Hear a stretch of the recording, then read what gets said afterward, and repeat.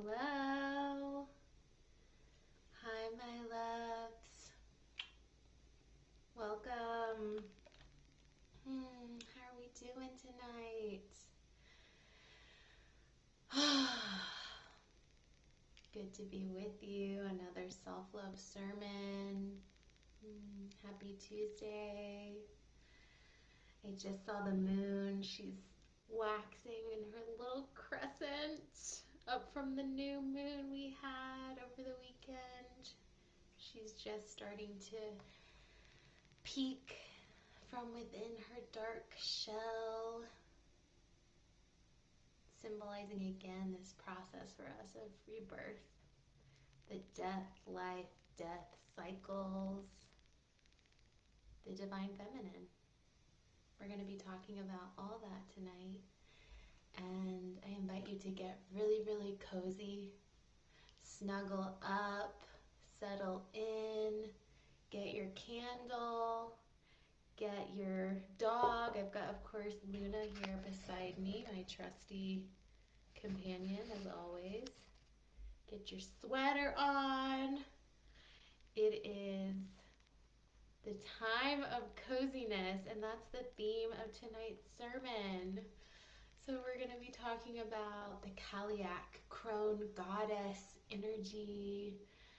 We're going to be talking about the Danish concept of Hygge, and about pleasure practice and what that means and why it matters. And y'all know I'm all about prioritizing pleasure.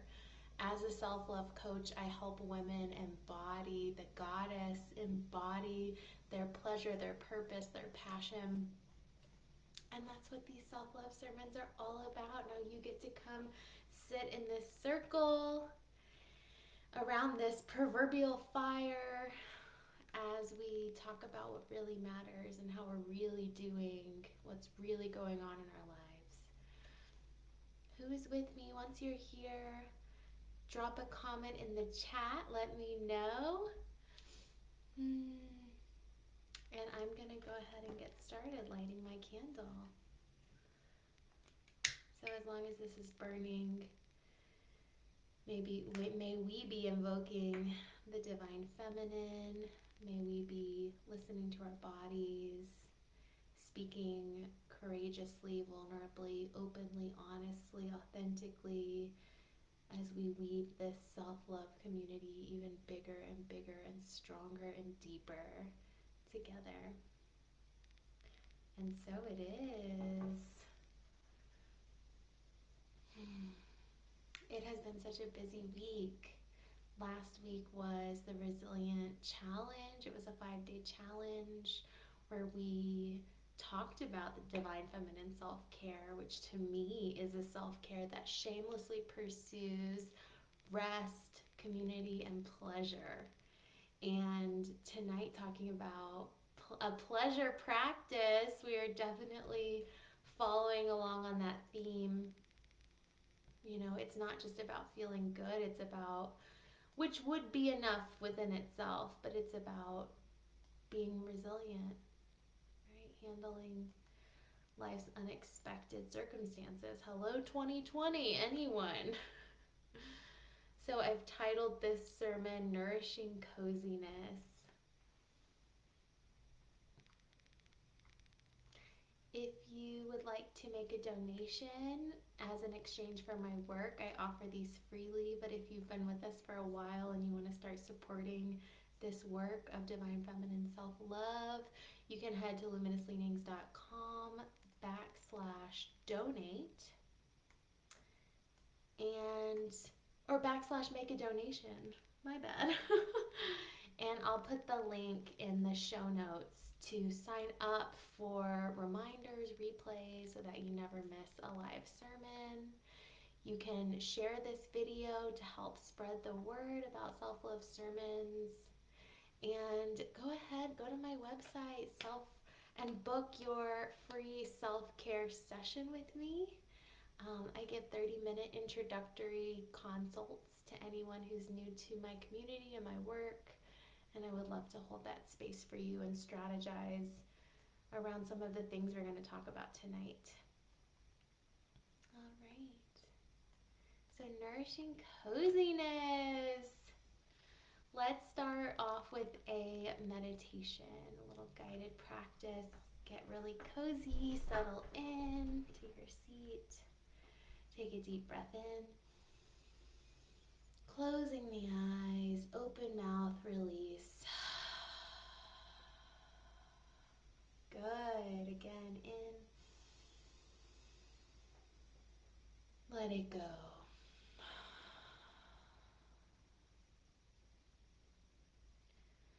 Feel your feet connected to Mama Earth. Feel the muscles of your body unwinding, expanding, warming up, taking up space.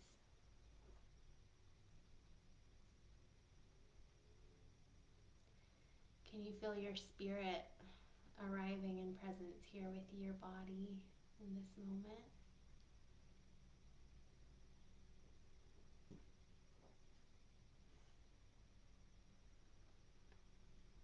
How are you really doing?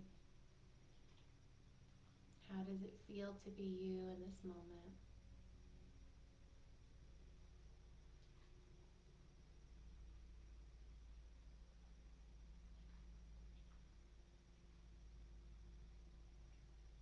Is there space for what's real? Can you allow your own experience?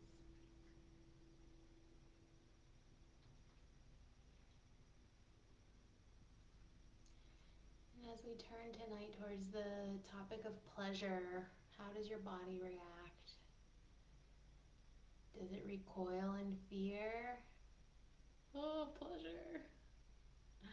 What's she gonna make me do? Or does it sigh in relief? Ah, yes, I've been waiting for permission. Maybe a little bit of both. I invite you to bring your hands to your heart, one right over the other, feeling the warmth of your beating heart. Maybe bringing a slight smile to the lips as we are evoking and inviting pleasure in, continuing to breathe.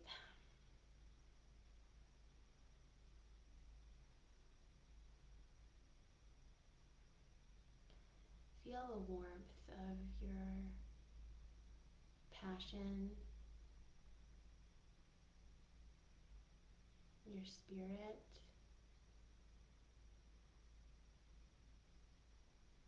beginning to pick up in intensity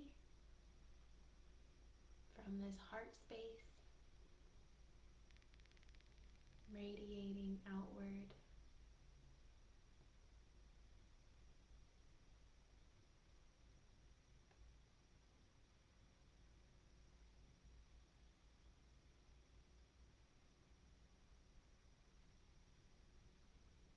As the warmth spreads throughout the chest, the belly, the back, the hips and legs, the neck, shoulders, head, crown of the head, encompassing your entire being in a sense of coziness, pleasure, safety, all good feelings. Take a deep breath in through the nose and let it go. Just resting back here.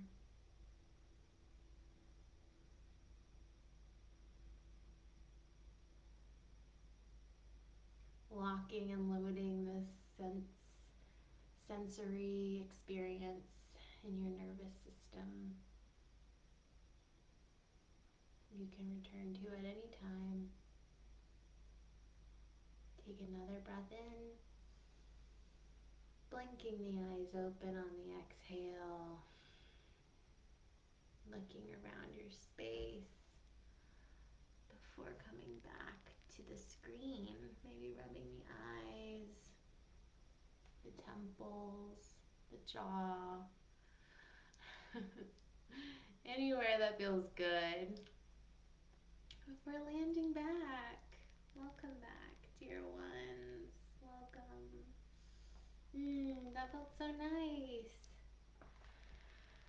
I love working with warmth as a metaphor for coziness and pleasure and spaciousness and ease. It can be so sweet to start with this temperature sensation because we can always create heat. You know, we can rub our hands together, we can rub our shoulders, we can cozy up with another layer. We can feel the heat in the lungs and the body. It can be so close to us, and it can make such a radical difference in our experience when it is winter, when it is chilly and dark and cold. The contrast of the two is something we're also playing with tonight.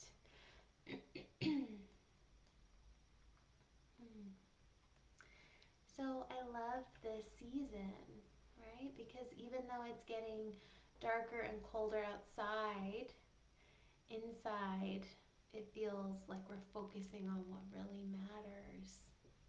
You know, in other years, other than 2020, it might have been the only time of the year when being indoors for such long periods of time felt okay, felt, like we weren't missing out on anything going on outside. It might feel, safe and cozy. Maybe we were gathering with friends and family for the holidays. Just really bringing a sense of presence and tending to our own pleasure in these cozy ways during this season. And I think in some ways 2020 has been like a macrocosm of this like winter energy. And obviously, there's a lot of horrible things that have happened this year. I don't need to restate that, but one of the gifts that I've seen this year is this cozy sensation. And I have the privilege to work from home this year, and I know that many others don't. But because of that privilege, I've been really able to tend to my needs in a different way this year. I've been able to tend to my coziness, my pleasure, to do what I want to do and claim how I want to feel because of that, being home for so long. So maybe you've also noticed like a lighter sense of FOMO than other years, that FOMO, fear of missing out. There's plenty of other fears that are taking its place, but I remember early on during the pandemic, I was like in the shower where all the best thoughts happen, and I was like, I don't have FOMO.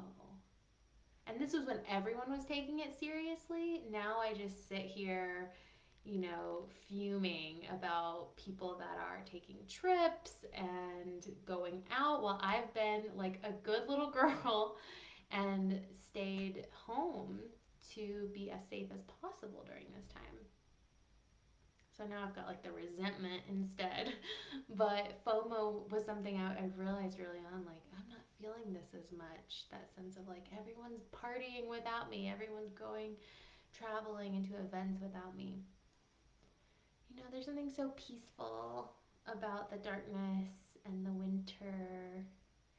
And inside during this season, you can usually find me curled up by the fire. We have a wood burning fireplace for the first time in our house this year, which we are loving. Usually sipping something warm, maybe some tea or some hot chocolate or, some apple cider and bourbon that I was sipping over the weekend. Hi, Claire. Welcome. Um, yeah, there's just something so cozy about that. And lately I've been doing lots of puzzles. My husband and I love doing crossword puzzles. We just signed up for a Puzzle of the Month Club, which is giving me life right now.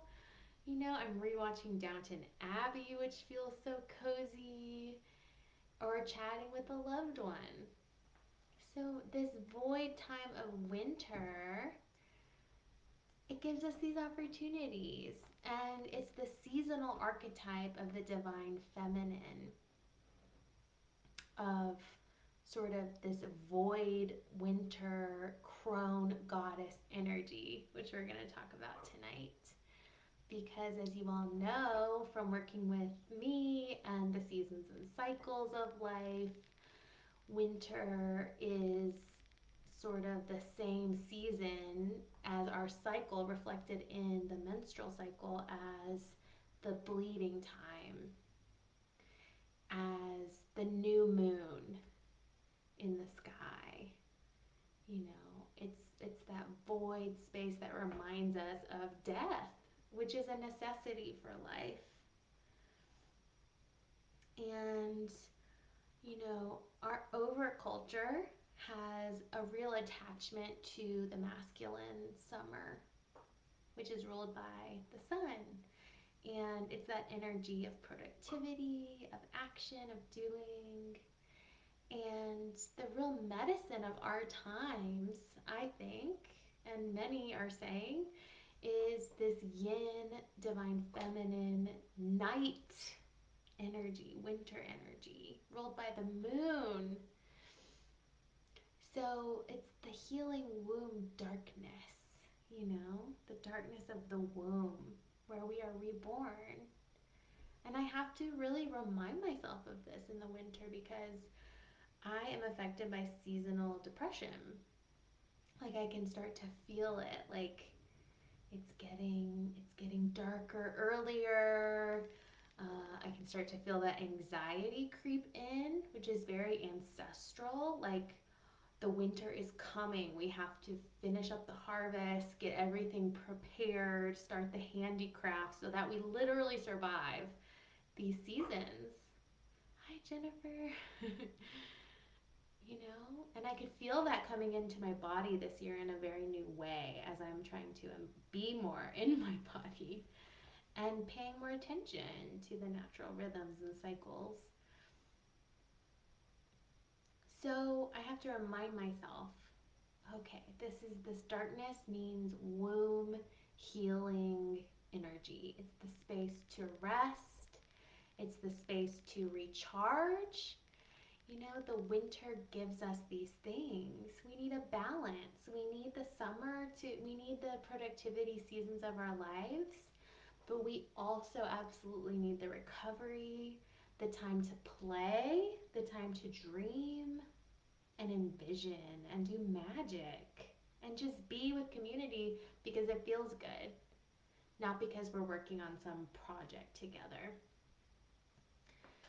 So, through deprogramming internalized patriarchy and capitalism, we are creating a culture shift internally and externally. And we're just suffering less, which has intrinsic worth. We're just suffering less and we're remembering and reminding ourselves we're worthy. That's what I love about a pleasure practice. That's what I love about what we're going to talk about, which is Hygge.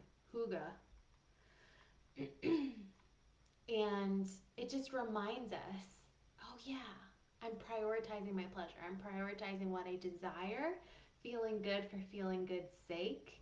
So you're kind of reverse engineering, oh, I must be worthy then. I must be good enough, which is really powerful medicine for our times, especially for us women. So the Celts, which is my ancestry, called this winter season the dream time. It was a necessary spoke on the wheel of the year as it turned around, It gives all beings the much needed rest to recover, but also the space and time to dream and vision and hope. The dream time. I love this. So winter solstice is coming next month. I'm going to have to do a special sermon, winter solstice ritual. It's been a while since we've done ritual in our sermons. I have a couple of moon circles that I do ritual with regularly, but I love bringing it to the sermons as well. And winter solstice is the time when the sun returns. The sun begins its path closer to the earth again. So it's a celebration in the void darkness, in the ultimate dark space. We are celebrating the return of the light. And to me, that is an expression of hope. It's like, oh yeah, the sun is coming back, you know? In the Christian tradition, Christmas is all about new life, rebirth. These are ancient folk tales, but that predate Christianity, right? And that winter sets the stage for out of death, out of the void of nothing, there comes something. And not just something, but like something good, something beautiful. So these are all one and the same. Void, darkness, new moon, energy, every month, the winter, every season, the bleed, maybe every 28 days. For me, it's like every 34 days. And then the crone archetype, which is the feminine archetype of the end of life. So there are the archetypes of maiden, mother, and crone. Crone rules the winter. These are all one and the same, and they're all taboo or relegated to the outskirts of society, right? Can't talk about periods, that's taboo. can't talk can't talk about getting old. God forbid we all, accept that if we are lucky we will grow old. We better push all the elderly to these homes out of the way for this like younger archetype of a woman or really a man to rise up. So all these things are kind of the same, you know? And therefore, it's where the medicine is. It's where we need to turn our energy. So if you go to the witch's hut on the outskirts of town and she invites you in, you will find a warm fire, a cauldron bubbling of something good, something nourishing, maybe a cat or her familiar to cuddle, and a story to be heard. You will find these good things in the witch's hut. And it's the same with the winter energy. This wise woman, I think, within all of us. Often when my clients meet their future selves or their future crone elder, it's a wise woman self, and she has many of these qualities, many of the same qualities of the witch, which is so hated by patriarchy. Oh my God, the last thing patriarchy wants is for women to grow old, not care about the male gaze or how they appear, get together in other groups of women, which is considered dangerous in many societies and has been for many, many years.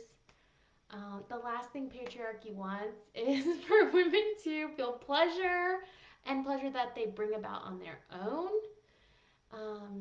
The last thing patriarchy wants is for women to stop working and to rest and to dream,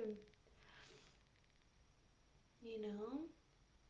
And we all need to make regular visits to this wise woman self, this inner goddess who rules winter, who offers us this warm sustenance and comfort even during the void times. Like that's where the real magic is. Out of nothing she creates something, which is the true definition of a witch. She shifts her reality.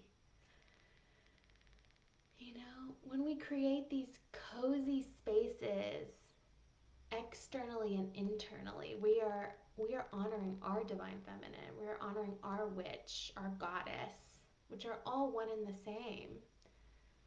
I invite you to create this season a crone altar. or a winter goddess altar, an altar for the Caliac. The Caliac is the Celtic goddess of winter. She is that literal crone, elder, wise woman. Her staff would turn the ground to ice as she would walk by, and the people would make offerings to her for fertility, to ask her to, please spare their crops. And they would ask her because she was wise. They would ask her everything. So we can all create altars.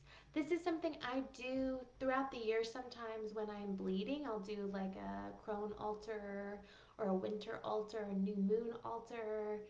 But I think we could all do one for this winter season here in the Northern Hemisphere.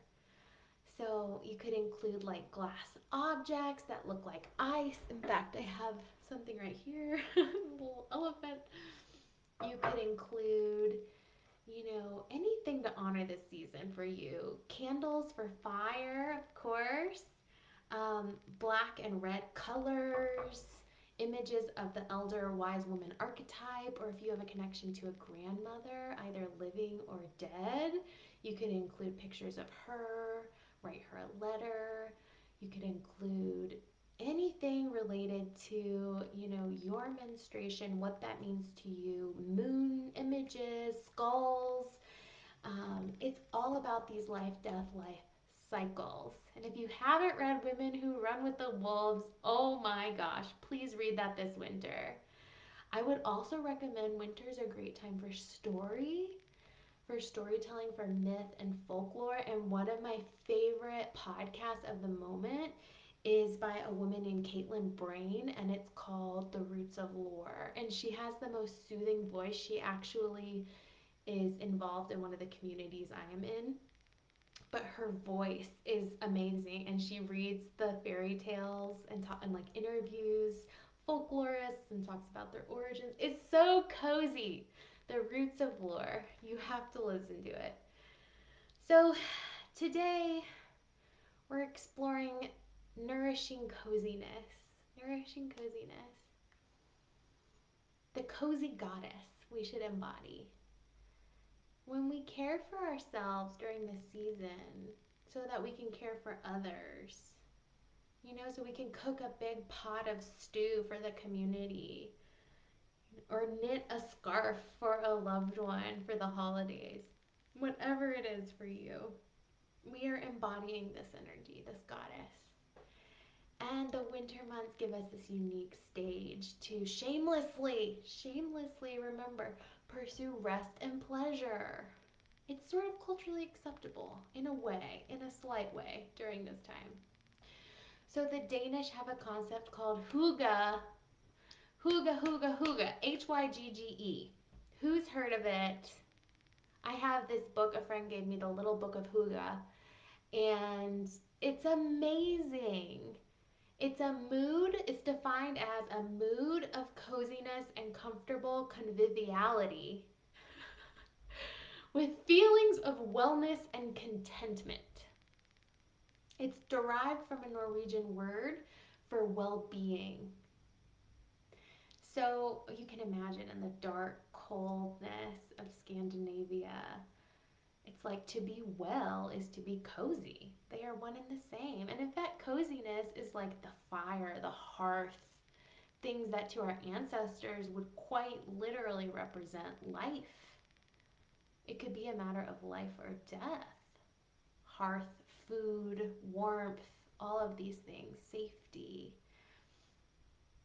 And Hygge is considered a defining feature of cultural identity and an integral part of the national DNA in Denmark, according to the CEO of the Happiness Research Institute in Copenhagen. Because of course they're just researching happiness, and we should all move to Denmark. It's been a key part of this culture since the 1800s. It's just so cool. And many Americans went apeshit when this little book of Hygge came out, including me. And I love how it blends coziness with togetherness.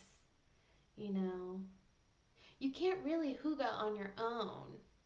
I mean, you can, but to take it a step further and to like really embrace it, it includes this togetherness, this community. And I know that can be a heavy blow during COVID, as many of us are coming to terms with being apart from our loved ones during the holidays if we're being safe.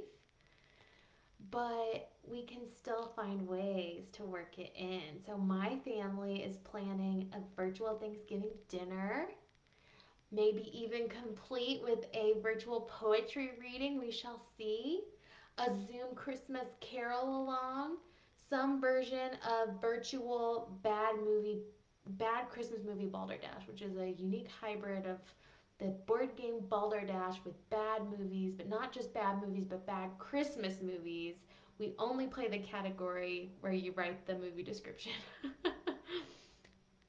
And these are little ways we're trying to bring that togetherness in this holiday season, even as we're physically apart. So, what's the one way you can encourage your family, your loved ones, to think outside of the little Zoom boxes to really bring some hygge to the holidays this year? I also love how hygge is not about chasing the latest trend or buying a bunch of fancy supplies. You know, you don't need that like trendy sweater or whatever it is. Like, it's about digging up that nostalgic sweatshirt from high school, and layering on your mismatched socks. So it necessarily rejects capitalism and it helps us heal in the ways we've internalized it. And speaking of that, I think it's also about spending time away from technology. And I hope you are planning days off of work, days off of technology, if you are able this holiday season, because I think a lot of us are used to doing that during normal times, but because of COVID, I want us to really be planning and thinking ahead to those days if we already work from home and it's just too easy for us to slip into that overworking kind of mood this year. We have to really set firm boundaries. So, another thing that I love that helps us step into this winter goddess energy is a pleasure practice. Pleasure practice. This term has been popping up more and more in my world, and I'm obsessed with it. Because I'm a divine feminine channel. This is my life's work. So pleasure practice is like right on board with everything I'm about. And it like scares the hell out of me. So that's how I know it's good and I need to go towards it. You know? And it's just what it sounds like. It's taking time every day or month or week to practice pleasure, to engage all of your senses, to embody the best vibrant feelings life has to offer. In fact, you know, it's a surefire way to heal internalized patriarchy and come home to your worthiness. Pleasure is not a dirty word. Even when we're talking about sex, it's not a dirty word. And we need to rewire this in our very bodies, especially as women. It could be for you cooking an elaborate 5-layer, luxurious lasagna from scratch. I did that during COVID and it felt so good. It could be slow sipping a glass of wine as you watch the sunset.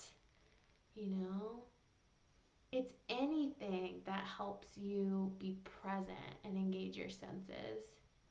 Like, one of my favorite things, as y'all know, is dancing. So I try to dance for my pleasure, listen to really fun music, especially when I'm like not having a great day. It just changes, it shifts my energy immediately. Immediately. It's so simple. Or opening a window, feeling the wind on my face, lighting a yummy candle, putting warm oil on my skin and giving myself a massage, taking a bath, painting with watercolors, or coloring in one of those adult coloring books if that feels good to you. You get the picture. So, whatever you choose, don't do it unconsciously, right? Don't shut your brain off. Because those things can be sometimes good too. But for the pleasure practice, like you've got to be fully engaged. I want you to get really used to bringing in pleasure every single day. And for me, when I hear that, as a someone that loves to plan and be like action oriented, I'm like, ooh, let me get my calendar and put a notification, or let me, you know, just like structure it in at a certain time of my day. And I don't actually do that with pleasure. I don't like have it as a routine because to me that's like the opposite. That like wouldn't really that would sort of defeat the purpose for me. For me, it's sort of at the end of the day when I go to bed, maybe I'm asking myself, what was my pleasure practice today? I have a gratitude journal practice. I also journal my cycle and I journal on the phase of the moon. I try to do it every night when I'm going to bed. And so something I want to maybe start including is like, what was my pleasure practice today? Even if it was 5 minutes, even if it was 1 minute, what gave me pleasure today? It's sort of like a gratitude journal, but I'm going to call it pleasure because that's what it is. And I think it's really important when you're doing this to ask yourself, like even right now, I would love to hear from you, dear ones, as we're talking about creating a pleasure practice. What is happening in your nervous system, in your body? Are you feeling excited? Are you feeling scared out of your mind? You know? Is it like, whoa, whoa, whoa, that's good for some people, but not for me? Or like, yeah, that would be great if I didn't have 2 kids and wasn't drowning in work. What's coming up just as we talk about this?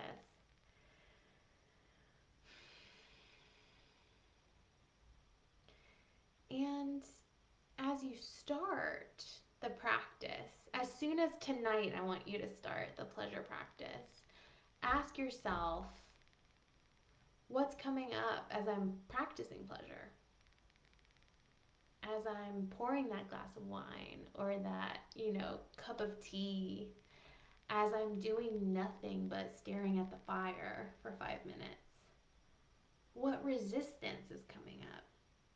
Because we can pay attention to our resistance as our teacher. It has a lot to show us about our blocks, what we've internalized, what we need to deprogram, unlearn, and heal.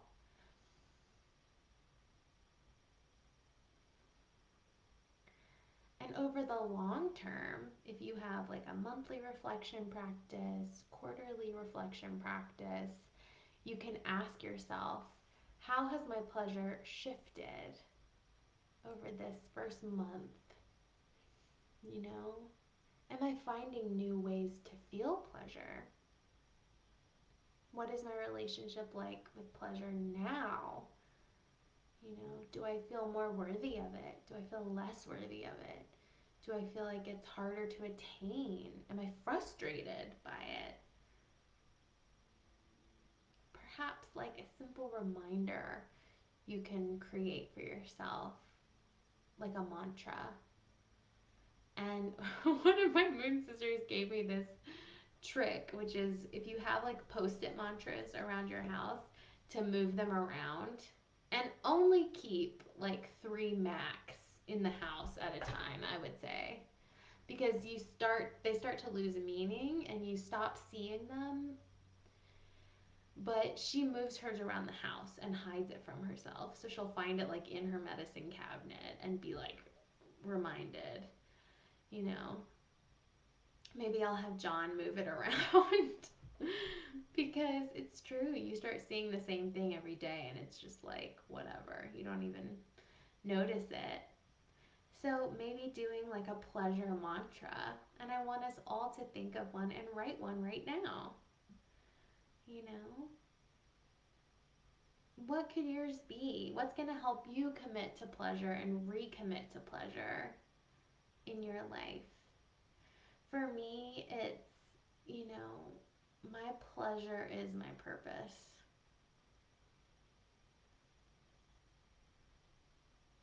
I was reflecting on this one today and it brought tears to my eyes.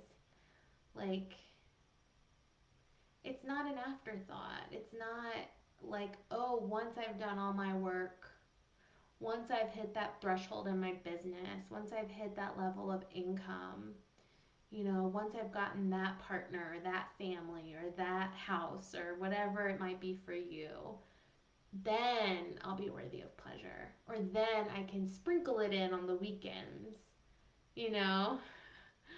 Like, no, it's important and radical and healing and social changing right here, right now for women to claim our pleasure. For all of us to claim our pleasure, like true, embodied, mindful, present pleasure. And for me, my pleasure is my purpose. When I'm in alignment with my purpose, it's probably because I've been having a pleasure practice. And vice versa. When I'm out of alignment, that can help me get back to it. You know? It's like I don't need to be working all the time. Sometimes we need to pour back into ourselves. And that is enough. It boldly asserts for me that simply being alive, the fact that I'm here right now, choosing to feel good, making that happen in my life has intrinsic worth. Because if I couldn't do it, if I couldn't be here, if I couldn't be feeling good, you know, it would be a different story. But I am here and I can choose it. Therefore, I must be worthy of pleasure. You know? And the kind of pleasure that isn't escapism, isn't numbing, over numbing, right? Because it has to be present and embodied. For us, especially for women, to be in our bodies, that is radical. To be, because it necessarily means we're healing the trauma that's been stored there, the ancestral trauma, the trauma in our lifetime, past lifetimes, whatever you believe, whatever you're working with. We have to show up fully in the body to heal these things. And it's not like, oh, once we do that work, then we feel pleasure. We can feel pleasure right now. A book that's on my list for this winter is Pleasure Activism. Have you guys heard of that? I'm so excited. I've heard really, really good things from those in my community. I'm so excited. I'll share all about it, I'm sure. Yeah, so what's your pleasure mantra? Claire says, taking time to feel pleasure does not make you bad. Yes, dear one. It's so beautiful. Thank you for sharing. Does not make you bad. Yeah, our ego wants to say good, bad, sort them out. Worthy, shameful. Okay, not okay. Sufficient, not enough. Our ego loves to label and sort things out like that. So mantras that naturally take back that are so, so powerful. Beautiful. You know, pleasure and hygge, all of this coziness, it reminds us to slow down. It reminds us to be present, be in our bodies, as I said. And it reminds us to love ourselves. It does. To me, like, I believe in a benevolent universe. I believe that the nature of the universe is naturally loving. And I've experienced that spiritually, through spiritual experiences. And I think when we're present with that energy, when we're present with ourselves, because I also think our higher selves are naturally benevolent and loving and nurturing. think the nature of the earth is that way. Nature itself has been like a mother to me in some of my darkest times. So if we're present with these things, if we're present with ourselves, our bodies, the earth, the universe, then it's going to be a natural love that arises. And this might be getting into the spiritual woo-woo-ness, but it, to me, is like there's no separation from that with all the self-care things I talk about. They're one and the same. We are worthy because of this natural goodness, you know?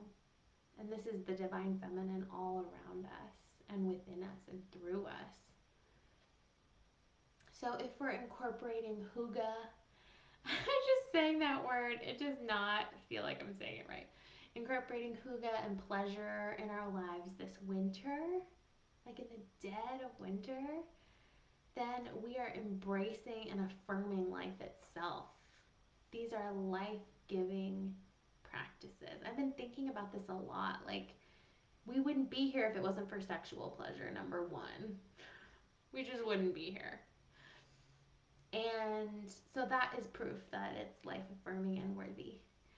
And, you know, food is life affirming.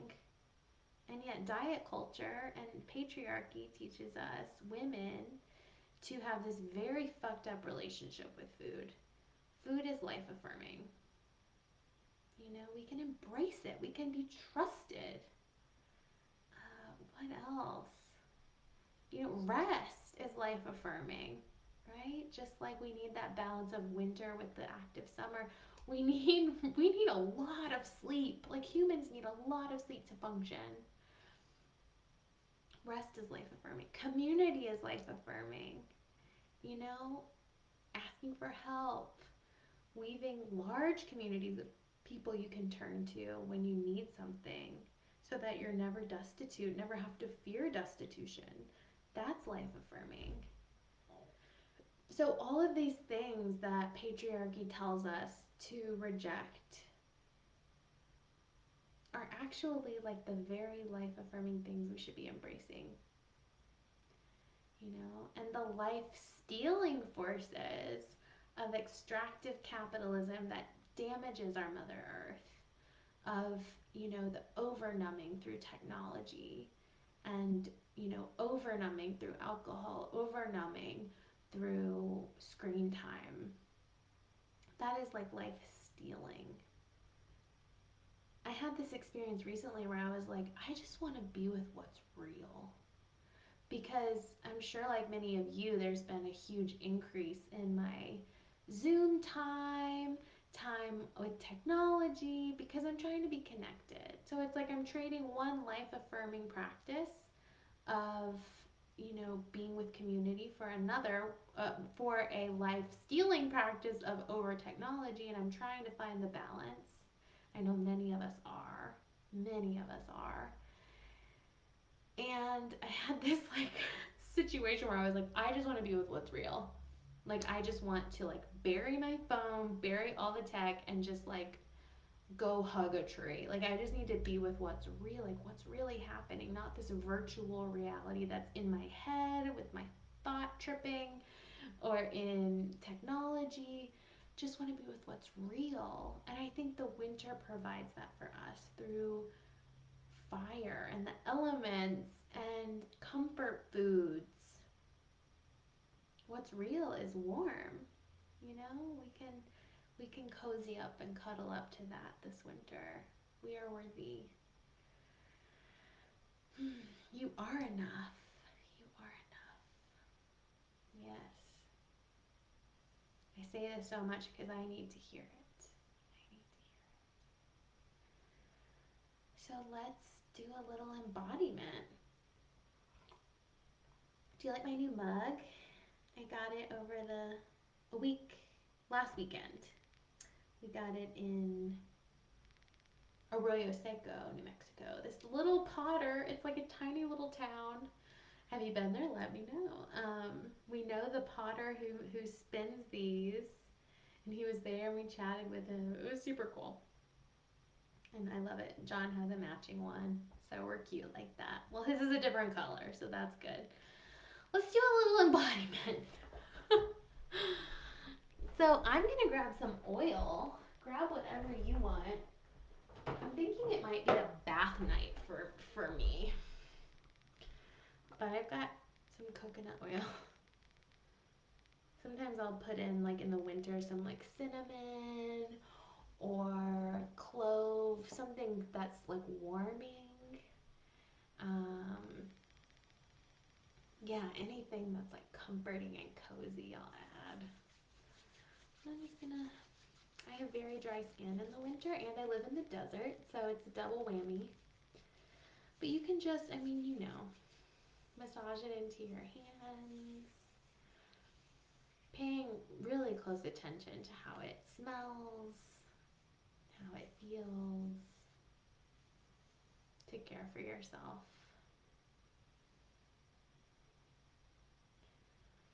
I try to have a nightly practice of massaging coconut oil to my hands. Mostly, it's for my cuticles because they are really fragile. But also it's for my pleasure practice. And it's like a meditation. And I also massage it into my feet before I put my socks on in the winter. Because I have really severely dry skin and cracked heels.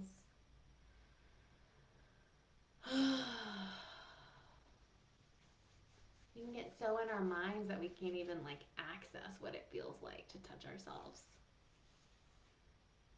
Any questions? Let me know. If you deal with inflammation, if you struggle with flexibility, this is such a good practice. I'm trying to increase my flexibility this winter. And oil massage, abuganya, I think is how it's said in Ayurveda, like a warm oil massage, is so good for the muscles. It's so good for increasing range of motion, taking care of our fascia, and for just intrinsically telling our bodies and like our skin, like, I'm here. I'm acknowledging you. Thank you for all you do. And I can feel you as like an act of devotion, an act of love and worship of ourselves. You are worthy.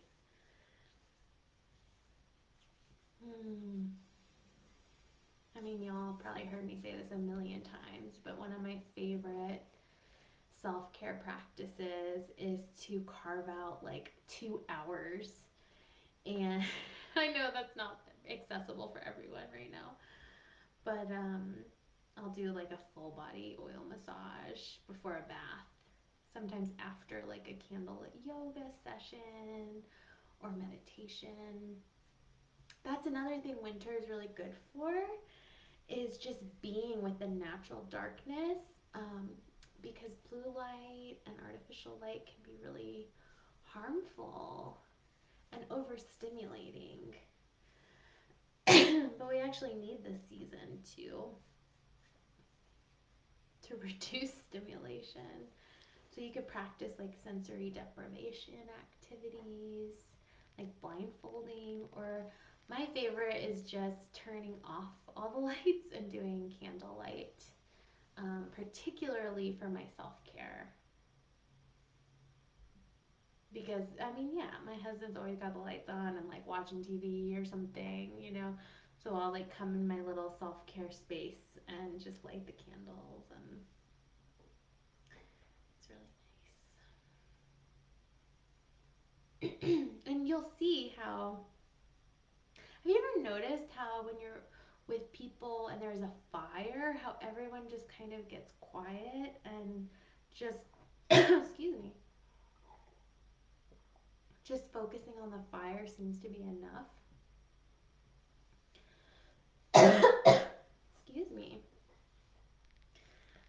It's like we're drawn to it kind of ancestrally, like we remember a time before technology that was what we had. Stories, fire, community. And we have not evolved past needing that. Needing those simple hygge things.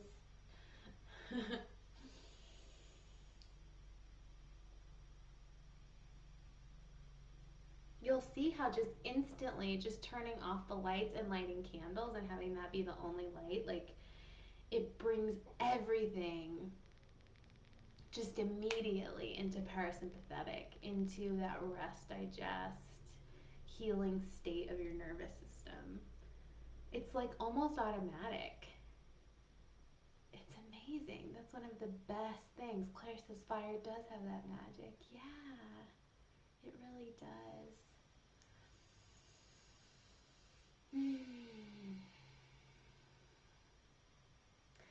I would love to hear how you're planning to bring hygge and pleasure into your winter. Please let me know. Tag me on Instagram. Send me a message. I'd love to hear from you this winter. Just say hi. Tell me what you need, how I can hold space for you, how we can be in this community together. And I will just close out our little ritual here now by blowing out my candle. Thank you for holding the space with me tonight for another sermon. And as always, if this has been healing for you, nourishing for you, and you wish, you can always make a donation at luminousleanings.com. Tell your friends, invite someone for next week. Don't come alone. The replay is always shared. And I'd love to hear suggestions. Like, what do you want to hear a sermon on? Like, I want to do more ritual, but I also want to hear from you. What are you looking for? And you can book a self-care session with me at any time. So maybe you've already gone through one of my programs, but you still want to work with me. I do one-off self-care sessions. You can book these on my website at any time. And something coming next month is a free community retreat offering. I haven't decided on the date or the name or the theme, but it's probably going to be around some of these concepts we were talking about tonight. So keep an eye out for that. Make sure you sign up for updates from me so you'll be one of the first to know, because space will be limited for that retreat. Okay, I think that's it, dear ones. Thank you for joining another sermon and for being with me and for caring about loving yourself, caring about your goddess and shifting this culture with me out of capitalist patriarchy into a new era of the divine feminine. So, sending you love, coziness, nourishment, warmth. Go forth and be luxurious in your pleasure practice. Claire says cozy, candles, space heater, new pillow, blankets with arms within arm's reach, baths, fake fireplace running all night. Yes! That's so cozy, Claire Bear. I love it. Thank you for sharing. That sounds so nourishing, life affirming, and just soul, full body yes to that, to all those words. I'm so excited. All right, love. See you next week. Bye.